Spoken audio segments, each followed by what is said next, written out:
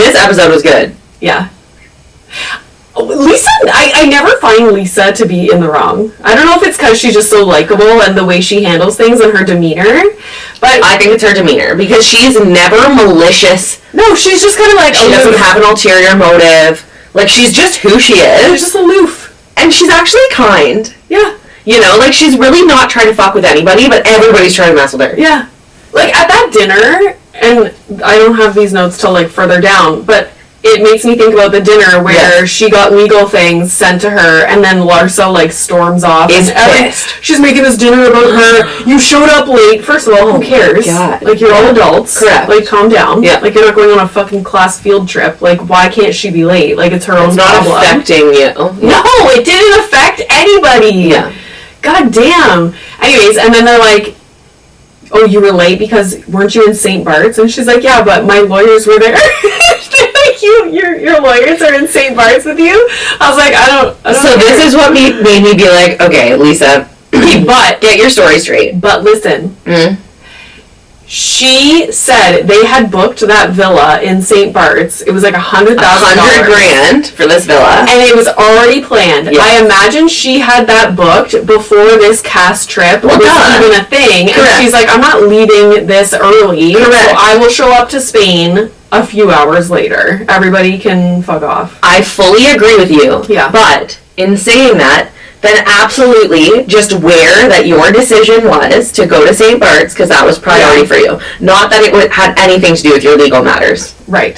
Because it didn't have anything to fucking do with your legal matters. Right. She's using that as, like, this is, like, my excuse for everything. It's, like, similar to Tamra when, like, anything happens to her. She's like, my friend's dying. Yeah. Like, okay, that's true, and we feel bad for you, but it has nothing to do with the situation at hand. This has nothing to do with Lenny. Yeah. Okay, Lisa? Like, go to St. Bart's, live your best life, be happy that you're with Jody, and that you can afford a $100,000 villa, and cool that you're hanging out with your lawyers, besides the point. Yeah. Okay, I guess. People always fly in late, or, like, this happens all the time. How do you coordinate this many women with busy-ass lives? Like, of course you might have something previously planned. Cool. I'm glad that you're making an effort to come to Spain. But also, why didn't everybody know that? Because it's like everybody was in the dark about her being late. So just say, I'm going to be late on that trip. Exactly. But I think she always is in defense mode because she's always attacked. She's also probably trying to, like, appease everybody and doesn't want the confrontation. Yes. When she initially says that she's going to be late, she doesn't want people to be like, what do you mean you're going to be late? Like, so she just avoids it. And that's why I'm like, just wear your decision. Just be like, well, you know what? I was staying in a sick-ass villa in St. Bart's, and I'm not going to be upset about it. Yeah. Woo! BioSteel in the morning. Oh, not for me. Right after coffee. And not brushing your teeth. Yeah. Ooh, double whammy. Double whammy. I don't love that these women are always trying to tear apart Alexia and Marisol.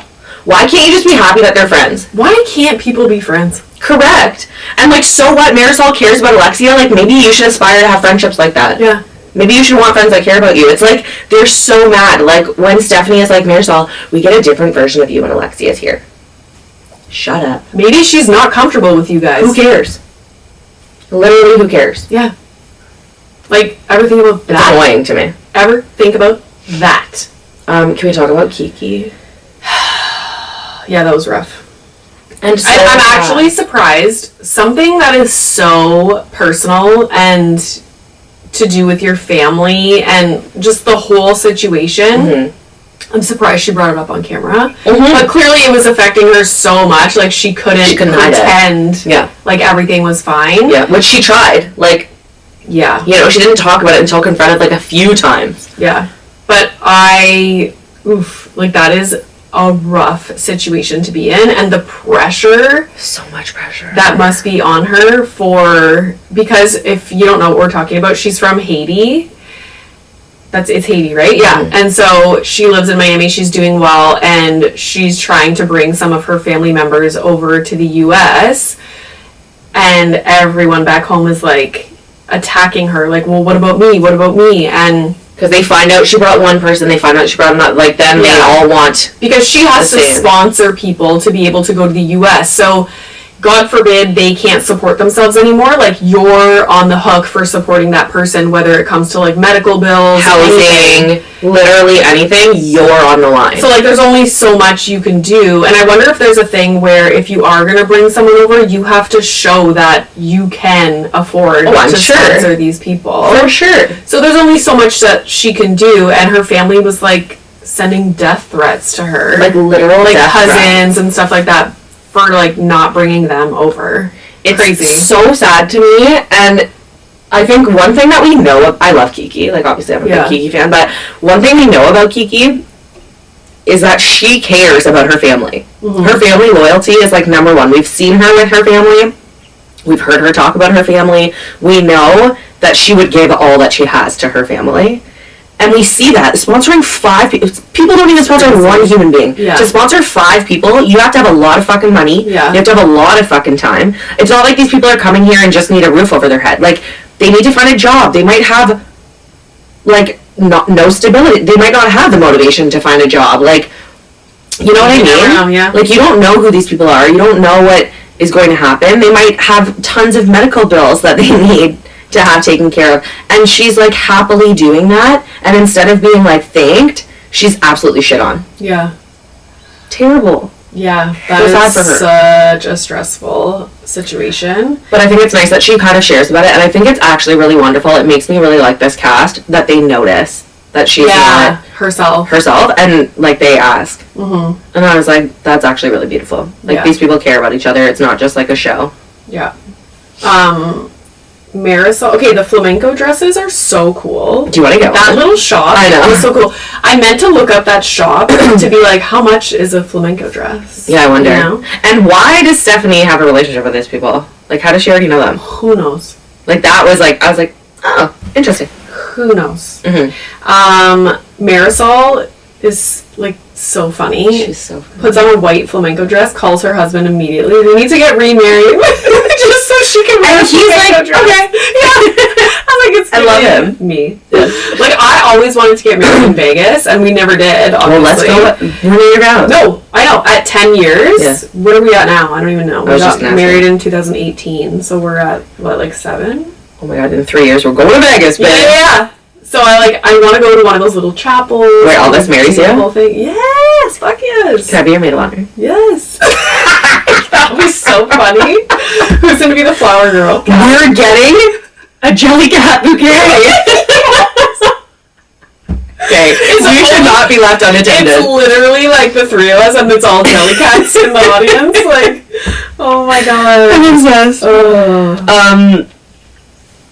Okay. This is a very serious question. Do you think Lisa should unfollow Marcus?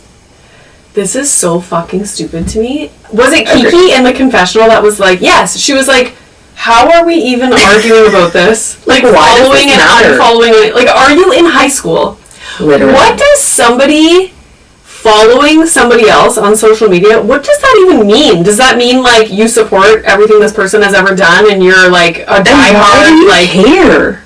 Who cares? And I liked that Lisa pointed out that it's not the fact that I follow. It's like Larsa wants to be in control and be like, unfollow him. She wants to know that I'm gonna be this little puppet that she can tell to do something and immediately I'll do it to keep her friendship. Like, what is it to you that she follows him, like, on Instagram? Correct. And then I was thinking about it, like, I follow friends of mine's exes.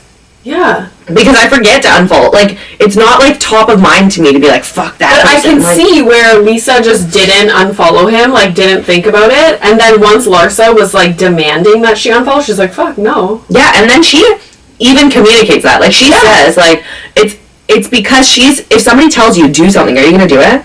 No, I'm going to do the fucking opposite. Yeah. So, like, don't force me to do something. Yeah. Like, Lisa has to have a backbone at some point. Also, now they're not on good terms. Correct. So even more so, she's not going to do it. Correct. It's like, fuck you. And then for Larsa to be like, you're a groupie, like, you're following him because you're a groupie. In my notes, shut up. I said, Larsa calling Lisa a groupie is rich. Very, very rich. Rich. Considering, look at your dating roster. Rich.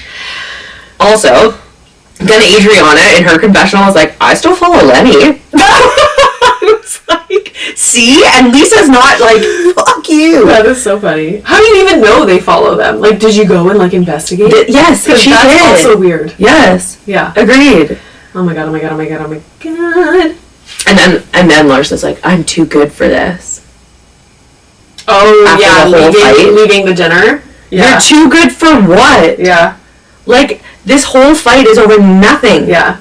Literally nothing. Mm-hmm. Did you like Stephanie's feather outfit? Like the blue? I thought it was cool. I would never wear it. I liked it. Yeah. Like... Let's talk about the shaving. Okay, I have this as a question because I think about this all the time. I love this topic. About when Stephanie was talking about how when she was younger, her parents never like did her eyebrows or like shaved her like hair on her face, whatever. You're asking the correct person. And then once she was 16, they like let her do whatever she wanted. What, like the shaving of body / facial hair and having that relate to like how old somebody is fucking drives me crazy. You want me to tell you what my mom did? Tell me. Because I'm Indian, okay? Like, I'm a hairy motherfucker. You can probably see hair on my knees right now. I wax my mustache every week. Like, I got lots of hair. When you were little? Oh, I was born with hair on my forehead. Yeah, okay. I had a spiral of hair on my back. Like, I was a gorilla. I had hair on my shoulders till I was 5. Like, I am hairy. Yeah. And I went to a school where everybody was white. Like, I went to a Christian Reformed Dutch school. Mm-hmm. So I was always the odd one out. And then to be hairy, and I was so fucking tall. Like, just the worst. So I'm begging my mom, like, please let me shave my legs. Please. Crazy. Her rule, I could only shave to my knee.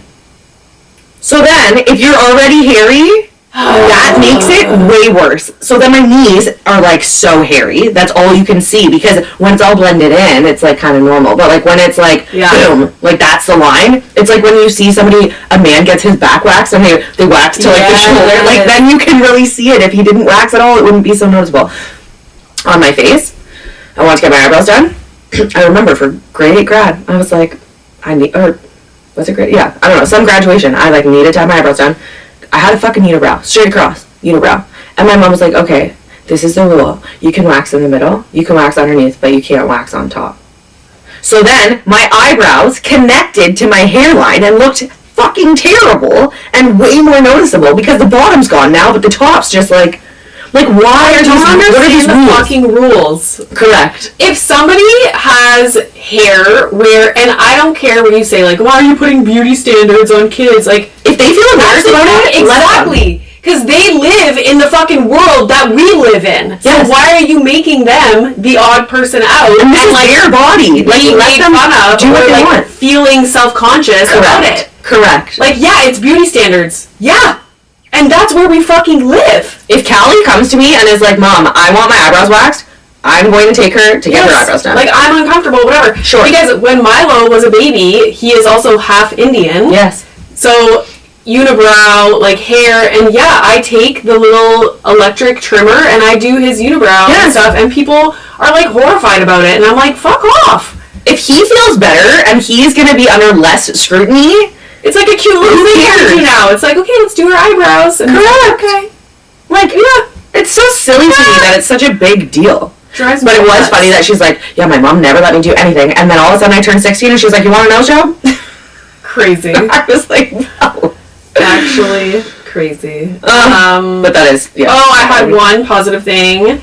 When Gerdy was saying don't speak for everyone to Larsa, I loved that because Larsa was trying to literally like gang up on Lisa at that dinner and be like, everybody here feels that way, everybody here, nobody likes you, like blah blah blah blah. And I was like, what are you talking about? Like, this is mean. And then Gerdy was like, speak for yourself right now. Like, don't try and speak for everybody at the table. And I was like, good for you. But Gerdy. this is, I think, the way that Larsa works. Like, we see this repeated over and over again, no matter who she's with. She wants at least one person on her side to make her argument, and she will find groupies, people who want to appease her just so she can get her point across. It happened at that fashion show with Lisa. Like, she had, like, the fashion designer literally be like, not taking pictures and paying attention, whatever. So I just think that that's, like, Larsa's ammo, and it's mean.